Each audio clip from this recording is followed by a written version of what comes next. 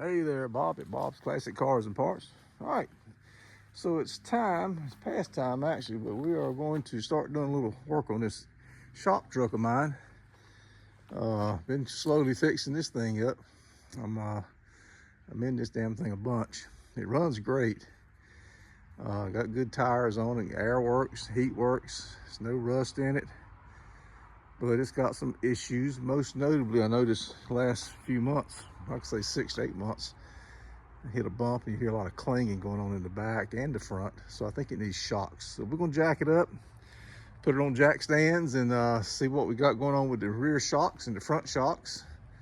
And while we're up under it, we'll also look and see what else we can find. I know it needs a list of things, but we're gonna start with the shocks. Yeah, I may have to put the thing back in service because I really can't do without this truck very long. So let's get it jacked up and let's look at the shocks. Alrighty folks, so I'm up underneath it here, just the back end of it. My heavy jack stands are all preoccupied on other vehicles, so we had to break out the little rhino ramps. But I'm looking at it, looks like there's a little residue, but I don't really see where the shocks leak down. I don't know, something was clicking, not clicking, but making a popping sound.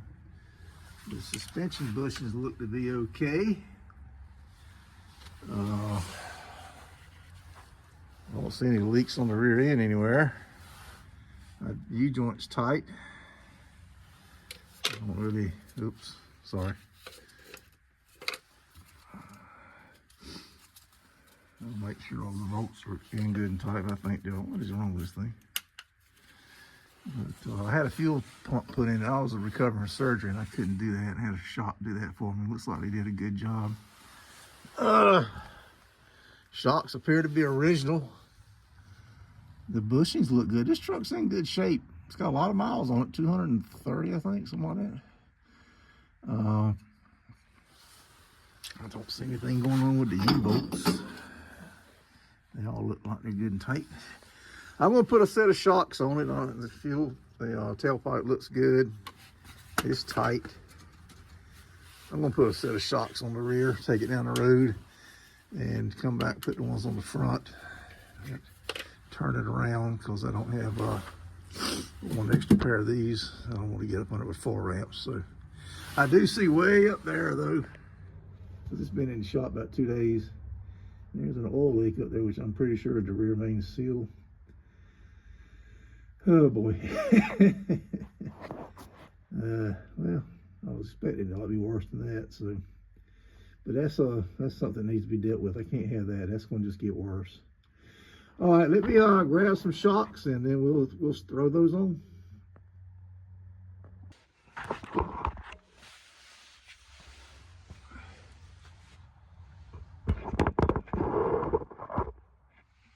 Alrighty. All right, I got a regular socket. I know you're not supposed to use regular sockets with impacts, but something happened to my other socket. It's not broken. It's in a different place and I'm not there. So we're gonna be real careful here. Make sure I got it in reverse. I don't. There we go. All right, just easy, carefully ease it on off. It's just a shock absorber. It shouldn't be that bad.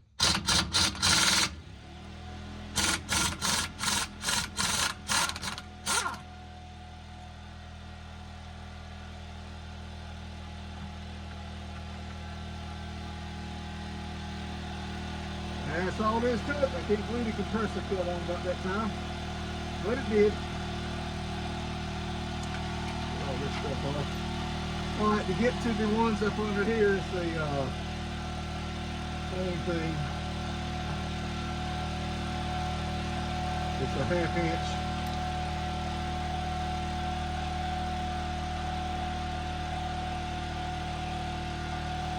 Yeah, they shouldn't be very tight either.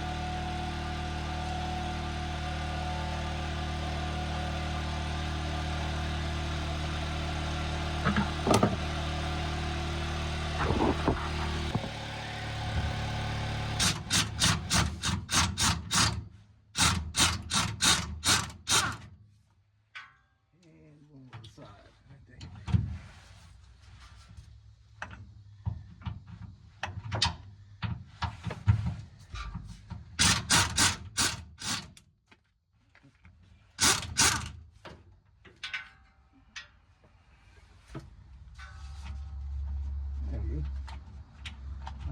all there is to it. Now you take a pry bar, just pry the darn thing off. Okay, there's the two nuts right there. And up under here, you can see where the shocks come loose. It was bolted to this bracket. It's welded to the frame, so you see it's loose. So you just pull it off of this, and that one's off. All right, there's the shock and some tools that I didn't use. What I ended up using was a 1/2 inch for these bolts here, and I believe this was a, oh my God, 13/16. That's what that turned out to be. All right, so you saw how I did it, and that came off real easy. Then we just zip the other side off, then we'll run to the parts store and get the new shocks. All right, guys, I got both shocks off. I've already compressed this one. Yeah, really, look at that. That thing went all the way to the bottom. Let's watch this one here. See how easy that was? And it's not quite as easy to pull it apart, but you can.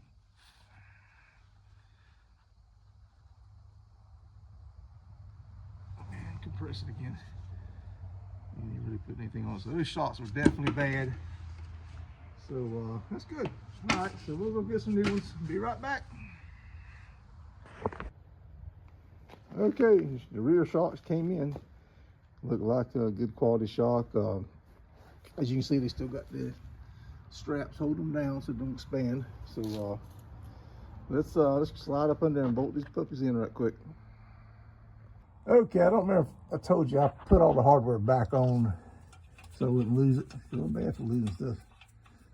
So that way I wouldn't lose it. And so I take all the hardware off. So I like to do that. That way it's there when I get ready to put the job back together when the parts come in. All right, guys, let's zap these in. I think I got you where you can see. I hope you can see up here. I got the bolt started by hand. And this, I can see pretty good. Hope you guys can.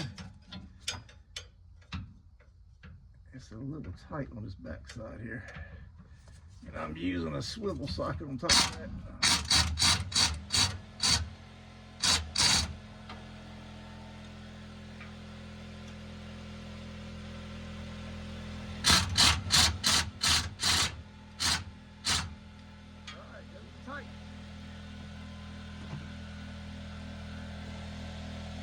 All right, guys. All right, folks. So I decided just to manhandle this one. I didn't cut the strap and jack it up. I manhandled this one on, so got it on by hand. I just simply pick it up on it now. What we need to do now, take that hammer and finish it on. There we go. And we put the washer on and the nut. And let me cut this cable, plastic tie, what do you call this thing? That side the way. Let's get the air gun. Where's my air gun? I'm sitting on it. Up, it's on my back. There it is. That feels good. Oh, man. No wonder my back's jump. And we'll zip this on right quick. This job is done.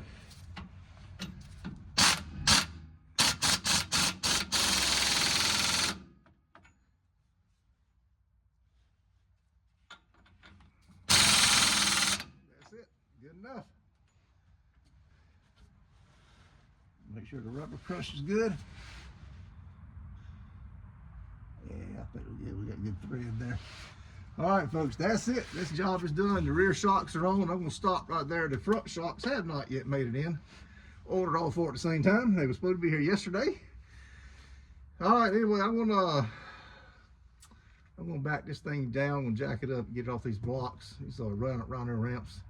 And may go for a quick drive. I need to run it to the city dump, and they got an oil disposal up there. So with that being said, this is going to end this portion of the video. Folks, I hope you got something out there. It's real easy. By the way, the tools used, ratchet, couple of long extension bars, and a 1/2 inch deep socket. You don't have to have the deep, I don't believe. In my case, I used an adapter for the air gun. and a socket for the air gun. And it's a 13/16. You can't see it, but 13/16, and a little snips to cut the cable with, the tie with, and a hammer to tap it on. Be careful, don't damage threads. Make sure you got that thing lined up halfway decent, and just tap it on kind of easy. He'll go in there. All right, folks, Bob out. Hit that thumbs up, hit that like button. We'll do the front shocks next when they come in. And hope you got something out of that. And if you got one of these old Chevy S10 trucks, really any of these rear-wheel drive cars have a shock on a live axle. This is called a live axle back here. It's not an independent axle, just really easy to do. Nothing to it. Just make sure you got your proper tools and you got a little clearance to work with, and go to it. All right, folks, Bob out.